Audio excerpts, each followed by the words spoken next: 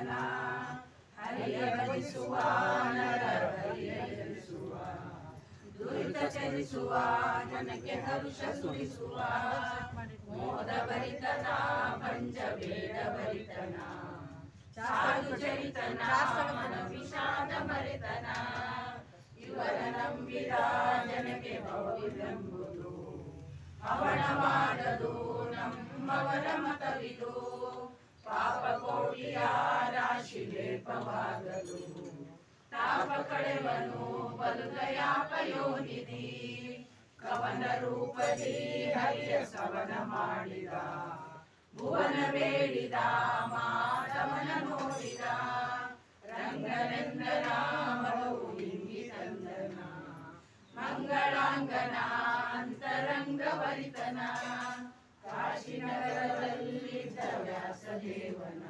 ದಯಮೂರ್ತಿ ಪಡೆದನ ಉಲ್ಲಾಸತನದಲ್ಲಿ ಚಿಂತೆಯಾಡಿರೋ ನಿಶ್ಚಿಂತರಾಗಿರೋ ಶಾಂತ ಗುರುಗಳ ಪಾದವನ್ನು ನಂಬಿರೋ ಖೇದವಾಗದು ನಿಮಗೆ ಮೋದವಾಗದು ಆದಿದೇವನ ಸುಪ್ರಸಾದವಾಗುವುದು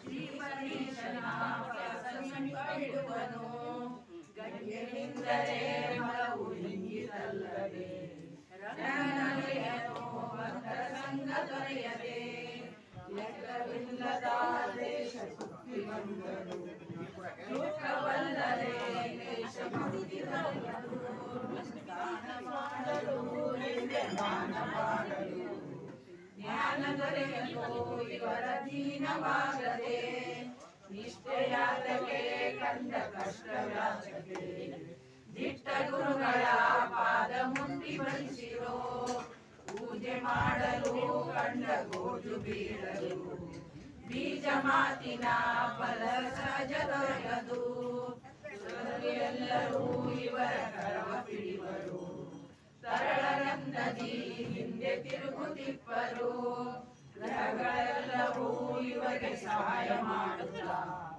ಅಹೋರಾತ್ರಿ ಸುಖದ ಜೀವನ ಕೊಡುವವು ವ್ಯಾಧಿ ಬಾರದೋ ದೇಹ ಕಾರ್ಯ ಕಟ್ಟದು ಆದಿದೇವನ ಸುಪ್ರಸಾದವಾಗುವುದು ಪತಿತ ಪಾಮರ ಮಂದಮತಿಯು ನಾವಲು ಸುತಿಸಲಾಪನೆ ಇವರ ಅತಿಶಯಂಗಳ ಕರುಣದಿಂದಲೀ ಅಮ್ಮ ಪರವನಲ್ಲದೆ ದುರಿತ ಕೋಟಿಯ ಬೇಗ ತಲೆವ ದಯದಲ್ಲಿ ಮಂದಮತಿಗಳು ಇವರ ಚಂದವರಿಯದೆ ನಿಂದಿಸುವರು ಭವದ ಬಂದ ತಪ್ಪದು ಇಂದಿರಾಪತಿ ಇವರ ಮುಂದೆ ಕುಣಿವನು ಅಂದವಚನವ ನಿಜಕ್ಕೆ ತಂದು ತೋರ್ವನು ಉದಯ ಕಾಲದಿ ಪದವ ಪಠಿಸಲು ಮರಣನಾದರೂ ಜ್ಞಾನ ಉದಯವಾಗುವುದು ಸಟೆಯಿದೆಲ್ಲವೋ ವ್ಯಾಸ ವಿಠಲ ಬಲ್ಲನು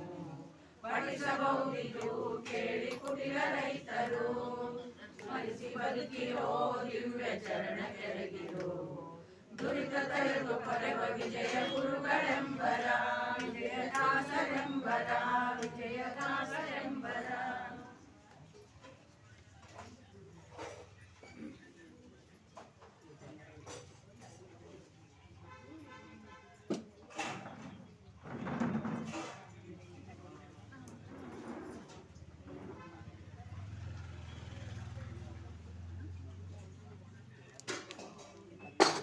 ಎಲೆಕ್ಟ್ರಿಷಿಯನ್ ಮೈಕ್ ಹಚ್ಚು ಆನ್ ಮಾಡೋದು ಎಲ್ಲಿ ಅಲ್ಲೇ ಅದು ಮೇಲೆ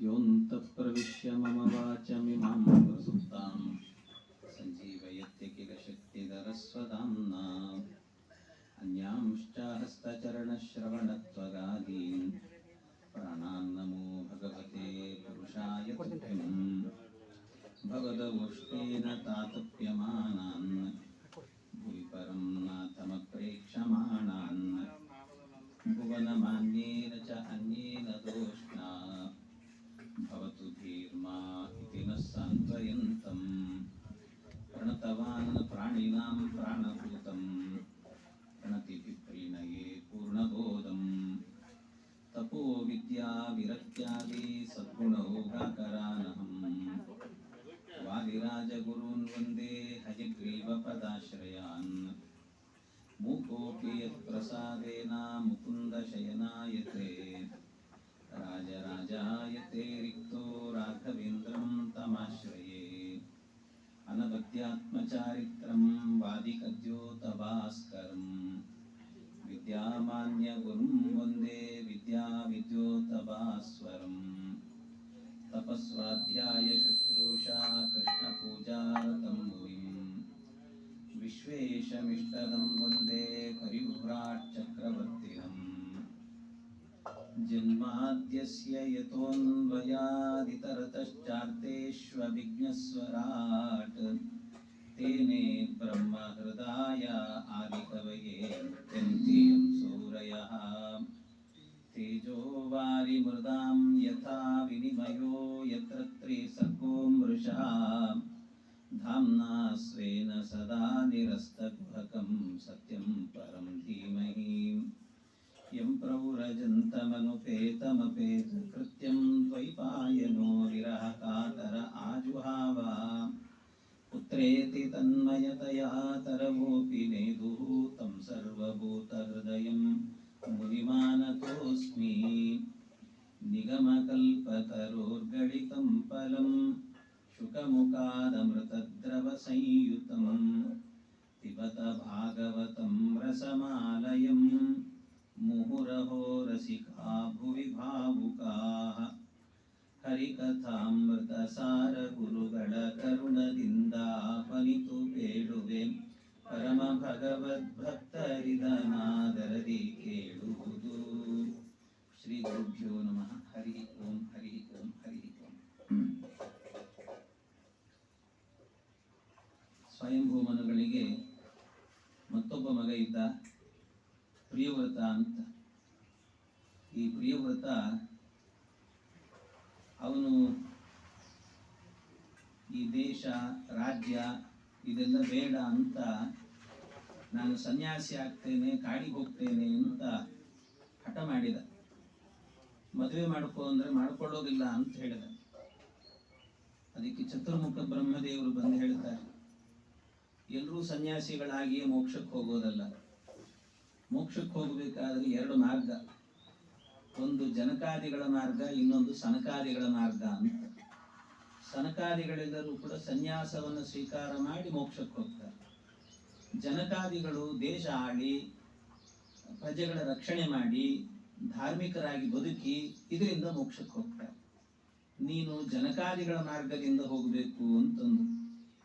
ಇಲ್ಲ, ನಾನು ಮದುವೆ ಮಾಡಿಕೊಂಡ್ರೆ ಸಂಸಾರ ಬಂಧನ ಇದೆಲ್ಲ ಬಹಳ ಕಷ್ಟ, ಬೇಡ, ನನಗೆ ಈ ಸಂಸಾರ ಅಂದ್ರೆ ಭಯ ಆಗತ್ತೆ ಅಂತಂದು ಕಾಡಿಗೆ ಹೋಗ್ತೇನೆ. ಆ ಮಾತು ಹೇಳಿದಾಗ ಬ್ರಹ್ಮದೇವರು ಹೇಳ್ತಾರೆ, ಭಯಂ ಪ್ರಮತ್ತಸ್ಯ ವನೇಶ್ವಪಿ ಸ್ಯಾತ್. ಭಯ ಎಲ್ಲಿದೆ ಹೇಳು? ಎಲ್ಲಿಲ್ಲ ಭಯ? ಕಾಡಿಗೆ ಹೋದ್ರೂ ಭಯ ಇದೆ. ತಪಸ್ ಮಾಡ್ತಾ ಕೂತಾಗ ಎಲ್ಲಿ ಹುಲಿ ಬಂತದು ತಿಂತದು ನಮ್ಮನ್ನ ಅಂತ ಭಯ ಆಗ್ತದೆ, ಸಿಂಹ ಬರ್ತದೆ ಅಂತ ಭಯ ಆಗ್ತದೆ. ಎಲ್ಲಿಲ್ಲ ಭಯ? ಎಲ್ಲ ಕಡೆಯಲ್ಲೂ ಭಯ ಇದೆ. ಆದರೆ ನಾವು ಆ ಭಯವನ್ನು ಪರಿಹಾರ ಮಾಡ್ಕೊಂಡು ಹೋಗುದು. ಸಂಸಾರದಲ್ಲಿ ಬಂಧನ ಇದೆ, ಇಲ್ಲ ಅಂತ ಹೇಳಿಲ್ಲ. ಆದರೆ ಆ ಬಂಧನವನ್ನ ಅಂಟಿಸಿಕೊಳ್ಳದಂತೆ ಬದುಕೋದನ್ನು ಕಲಿಬೇಕಂತ ದಾಸರು ಹೇಳಿಲ್ವೇ? ಈಸಬೇಕು, ಇದ್ದು ಜಯಿಸಬೇಕು ಅಂತ. ಕೇಸಿಗೆ ಸಂಸಾರದಲ್ಲಿ ಇರಬೇಕು. ಏನು ವೈರಾಗ್ಯ ಅಂದುಕೊಂಡೆ ಸಂಸಾರ ಬಿಟ್ಟು ಹೋಗೋದೇ ವೈರಾಗ್ಯನ? ಅಲ್ಲ. ಹೆಂಡತಿ ಮಕ್ಕಳನ್ನು ಬಿಟ್ಟು ಕಾಡಿಗೆ ಹೋಗಿ ಹರಿಹರಿ ಅಂತ ಕೂತ್ರೆ ಅದು ವೈರಾಗ್ಯ ಮೋಕ್ಷ ಅಲ್ವೇ ಅಲ್ಲ. ಇರಬೇಕು, ಇದ್ದೇ ಸಾಧನೆ ಮಾಡಬೇಕಂತೆ. ಅದು ಹೇಗೆ ಮಾಡ್ಲಿಕ್ಕೆ ಸಾಧ್ಯ? ಇದ್ದು ಸಾಧನೆ ಮಾಡೋದಂದ್ರೆ ಹೇಗೆ ಮಾಡ್ಲಿಕ್ಕೆ ಆಗ್ತದೆ ಅಂತ ಕೇಳಿದ್ರೆ ಅದಕ್ಕೆ ಬ್ರಹ್ಮದೇವರು ಒಂದು ಕಥೆ ಹೇಳ್ತಾರೆ. ಪುಟ್ಟದಾದ ಕಥೆ, ಬಹಳ ಮಾರ್ಮಿಕವಾದಂಥ ಕಥೆ, ತುಂಬಾ ಮೋಟಿವೇಶನ್ ಆಗುತ್ತೆ. ಅಂತಹ ಅದ್ಭುತವಾದ ಕಥೆ ಹೇಳ್ತಾರೆ. ಅವ್ರು ಹೇಳಿದ್ರು, ಏನ್ ಮಾಡಬೇಕು ಅಂತಂದ್ರೆ ಅದಕ್ಕೆ ಒಬ್ಬ ಬ್ರಾಹ್ಮಣ ಇದ್ದನಂತೆ. ಅವನಿಗೆ ಸಂಸಾರ ಇತ್ತು, ಒಂದೆರಡು ಮಕ್ಕಳಿದ್ರು. ಅವನಿಗೆ ಶಾಸ್ತ್ರ ಓದಬೇಕು ಅಂತ ಅಪೇಕ್ಷೆ. ಓದ್ಲಿಕ್ಕೆ ಆಗ್ತಿರ್ಲಿಲ್ಲ. ಮದುವೆ ಆಗಿತ್ತು. ಮದುವೆ ಆಗಿದ್ದರಿಂದಾಗಿ ಮನೆಯಲ್ಲಿ ಕೆಲಸ, ಇನ್ನೊಂದು ಮತ್ತೊಂದು ಇದೇ ಜಾಸ್ತಿ ಆಗಿ ಓದ್ಲಿಕ್ಕೆ ಆಗ್ತಿರ್ಲಿಲ್ಲ. ಏನಾದ್ರೂ ಓದಬೇಕು ಅಂತ ಹೋದ್ರೆ ಸಾಕು, ಅಷ್ಟರಲ್ಲಿ ಮನೆ ಹೆಣ್ಮಗಳು ಹೇಳ್ತಿದ್ದು, ಹೆಂಡತಿ ಹೇಳ್ತಿದ್ದು, ಇವತ್ತು ತರಕಾರಿ ಇಲ್ಲ ತಗೊಂಡು ಬನ್ನಿ ಅಂತ ಹೇಳೋದು, ಅಕ್ಕಿ ಇಲ್ಲ ತಗೊಂಡ್ಬರ್ರಿ ಅನ್ನೋದು, ಬೇಳೆ ತಗೊಂಡ್ಬರ್ರಿ, ಏನೋ ಒಂದು ಹೇಳ್ತಿದ್ದು. ಪಾಪ ಹಿಂಸೆ ಆಗ್ತಿತ್ತು. ಹೇಗೆ ಓದಬೇಕು ಅಂತ. ಅದಕ್ಕೆ ಕಡೆಗೇನು ಮಾಡಿದ್ರಂತೆ, ಅದೇ ಊರಲ್ಲೇನೆ ಒಬ್ಬ ರಾಜ ಇದ್ದ. ಬರೀ ರಾಜ ಅಲ್ಲ, ಅವನು ರಾಜಋಷಿ. ರಾಜಋಷಿ ಅಂತಂದ್ರೆ ರಾಜನೂ ಆಗಿದ್ದ, ಜೊತೆಗೆ ಶಾಸ್ತ್ರವನ್ನು ಕೂಡ ಅಧ್ಯಯನ ಮಾಡಿದ್ನಂತೆ. ಶಾಸ್ತ್ರಾಧ್ಯಯನದ ಜೊತೆಗೆ ರಾಜನಾಗಿದ್ದ. ಇವನು ಆಲೋಚನೆ ಮಾಡಿದ, ನನಗೆ ಬರೀ 2 ಮಕ್ಕಳು, ಒಬ್ಬ ಹೆಂಡತಿ ಇದ್ದಾಳೆ, ಇವ್ರನ್ನ ನೋಡ್ಕೊಳ್ಳೋದ್ರಲ್ಲೇ ನನ್ನ ಕಥೆ ಮುಗಿದು ಹೋಗ್ತದೆ, ಏನೂ ಮಾಡ್ಲಿಕ್ಕೆ ಆಗೋದಿಲ್ಲ. ಅಂಥದ್ರಲ್ಲಿ ರಾಜನಿಗೆ ಇಡೀ ರಾಜ್ಯದ ತಲೆಬಿಸಿ ಎಲ್ಲ ನೋಡ್ಕೊಳ್ಬೇಕು. ಅದ್ರ ಜೊತೆಗೆ ಅವನು ಶಾಸ್ತ್ರಾಧ್ಯಯನವನ್ನು ಮಾಡಿದ್ದಾನಲ್ಲ, ಹೇಗೆ ಮಾಡಿದ ಇವನು ಅಂತ ಬಹಳ ಕುತೂಹಲ ಆಯ್ತು. ಯಾಕೆಂದ್ರೆ ನಾವೇ ಮಾಡಬೇಕು ಅಂದ್ರೆ ಆಗ್ತದೆ? ನಮಗೆ ಆಗೋದಿಲ್ಲ. ಮನೆಯಲ್ಲಿ ಎಲ್ಲ ಆಗಿರ್ತದೆ, ರಿಟೈರ್ಡ್ ಆಗಿ ಹೋಗಿರ್ತೀವಿ, ಎಲ್ಲ ಮುಗಿದು ಆರಾಮ್ ಕೂತಿರ್ತೀವಿ ಮನೆಯಲ್ಲಿ. ಟಿವಿ ನೋಡ್ಲಿಕ್ಕೆ ಬೇಕಾದ್ರೆ ಸಮಯ ಇರ್ತದೆ ಹೊರತು ಶಾಸ್ತ್ರ ಓದ್ಲಿಕ್ಕೆ ಇರೋದಿಲ್ಲ. ಅದಕ್ಕೆ ಏನ್ ಯಾಕೆ ಅಂತ ಕೇಳಿ ಗೊತ್ತಿಲ್ಲ, ಟೈಮ್ ಇಲ್ಲ ಅಷ್ಟೇ, ಹಿಂಗಾಗಿ ಬಿಡ್ತದೆ. ಅದಕ್ಕೆ ಅವರು ವಿಚಾರ ಮಾಡಿ ರಾಜನ ಬಳಿಗೆ ಹೋಗಿ ಕೇಳಬೇಕು ಅಂತ ಹೋದ್ನಂತವ್. ಆ ಬ್ರಾಹ್ಮಣ ಹೋಗಿ ಸಾಯಂಕಾಲ 7 ಗಂಟೆ ಹೊತ್ತಿಗೆ ರಾಜನ ಅಪಾಯಿಂಟ್ಮೆಂಟ್ ಸಿಕ್ತು. ಹೋದ ಇವನು, ಹೋಗಿ ಕೇಳಿದ, ರಾಜ, ನಾನು ಶಾಸ್ತ್ರ ಓದಬೇಕು ಅಂದ್ರೆ ಆಗ್ತಾ ಇಲ್ಲ, ಆದ್ರೆ ನೀನ್ ಮಾತ್ರ ರಾಜ್ಯವನ್ನೂ ನೋಡ್ಕೊಂಡು ಶಾಸ್ತ್ರಾಧ್ಯಯನ ಮಾಡಿ ಅಲ್ಲ, ಒಳ್ಳೆ ಜ್ಞಾನಿ ಆಗಿದ್ದೆ ನೀನು, ಅದ್ ಹೆಂಗೆ ಅಂತ ಕೇಳಿದ. ಇಷ್ಟು ಜವಾಬ್ದಾರಿ ಇದ್ದು ಹೆಂಗ್ ಓದಿದೆ ನೀನು? ಆಯ್ತು, ಸ್ವಲ್ಪ ಅರ್ಜೆಂಟ್ ಕೆಲಸ ಇದೆ ನನಗೆ, ಒಂದು 10 ನಿಮಿಷ ಬಿಟ್ಟು ನಿನ್ನ ಹತ್ರ ಮಾತಾಡ್ತೇನೆ ಅಂತಂದ. ಸರಿ ಆಯ್ತು, ಇಲ್ಲೇ ಕೂತಿರು ಅಂದ. ಕೂಡಿಸ್ಲಿಕ್ಕೂ ಆಮೇಲೆ ಮತ್ತೆ ಹೇಳ್ದ ರಾಜ, ಏನ್ ಸುಮ್ಮನೆ ಕೂತು ಟೈಮ್ ವೇಸ್ಟ್ ಆಗ್ತದೆ, ನನ್ನ ಅರಮನೆ ಎಲ್ಲ ನೋಡಿ ಬಾ ನೀನು, ಒಳಗೆಲ್ಲ ಹೆಂಗಿದೆ ನೋಡು ಅಂತಂದ. ಆಯ್ತು ಅಂತ ಹೊರಟ ಇವನು. ಆಗ್ಲೇ ಕತ್ಲಾಗ್ತಾ ಇತ್ತು, 7 ಗಂಟೆ ಮೇಲೆ ಕತ್ಲಾಗ್ತಾ ಇತ್ತು. ಏನ್ ಮಾಡದ, ಕೈಯಲ್ಲಿ ಒಂದು ದೀಪ ಕೊಟ್ಟ.